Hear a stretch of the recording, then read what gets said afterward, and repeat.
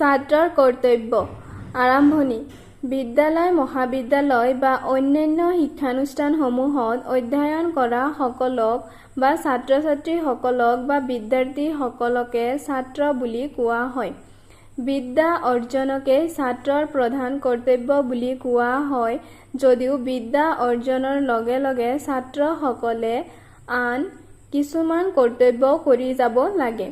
সাধাৰণতে ছাত্ৰ অৱস্থাকেই মানৱ জীৱনৰ বেটী স্বৰূপ বুলি গণ্য কৰা হয়। সেয়েহে এই সময়ছোৱাত ছাত্ৰসকলে ভালদৰে শিকি বুজি ভৱিষ্যতে এজন সৎ আৰু দক্ষ নাগৰিক হৈ নিজৰ লগতে দেশৰ উন্নতি সাধন কৰা উচিত। ছাত্ৰৰ মূল কৰ্তব্য। বিদ্যা অৰ্জনেই ছাত্ৰৰ মুখ্য কৰ্তব্য। স্কুল কলেজৰ শিক্ষা অৰ্জন কৰাটো প্ৰত্যেক ছাত্ৰৰে প্ৰাথমিক কৰ্তব্য।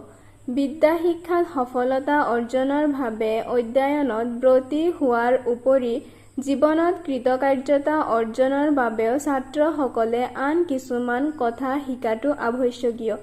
বৰ্তমানৰ ছাত্ৰসকলৰ মাজৰে পৰাই নিৰ্বাচিত হ'ব ভৱিষ্যতৰ বিচক্ষণ ৰাজনীতিজ্ঞ, সুদক্ষ প্ৰশাসক, সুবিচাৰক, আদৰ্শ শিক্ষক আৰু নিষ্ঠাৱান সমাজকৰ্মী।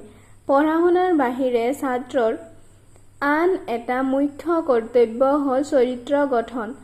আমি ছাত্ৰসকলে যিমান পাৰোঁ মানুহৰ সহায় কৰিব লাগে। সামৰণি। সৰ্বশেষত ছাত্ৰসকলে সকলো কৰ্মতে সিদ্ধি বা সফলতা অৰ্জন কৰিবলৈ ছাত্ৰ জীৱনতে চেষ্টা কৰিব লাগে। তেওঁলোকে মনত ৰাখিব লাগে যে জ্ঞানেই প্ৰকৃত শক্তি। জ্ঞান আহৰণৰ সৰ্বশ্ৰেষ্ঠ উপায় হ'ল শিক্ষা অৰ্জন বা অধ্যয়ন।